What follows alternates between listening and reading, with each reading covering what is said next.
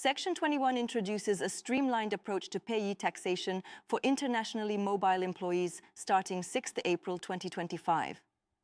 This represents a significant improvement over the current system under Section 690 of ITEPA 2003. The existing process requires employers to apply to HMRC for a direction when uncertain about how much of an employee's income should be subject to pay when they work both in the UK and abroad.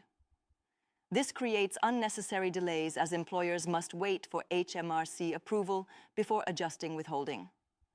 Under the new rules, employers can immediately operate pay on only the proportion of income they reasonably believe relates to UK duties, simply by notifying HMRC. This notification takes effect as soon as HMRC acknowledges it, eliminating the previous waiting period.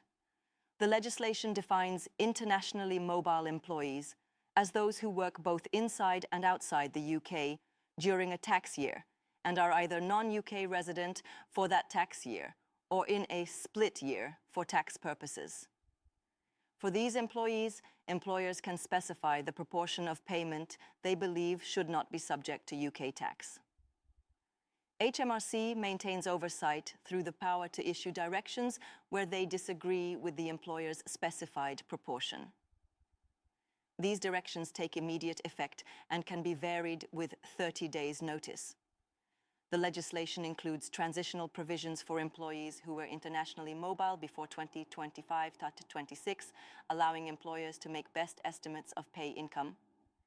Any existing Section 690 directions will cease to have effect when the new rules commence on 6 April 2025. This change significantly reduces administrative burdens while maintaining the principle that the final tax position will be determined through the employee's self-assessment tax return after the end of the tax year.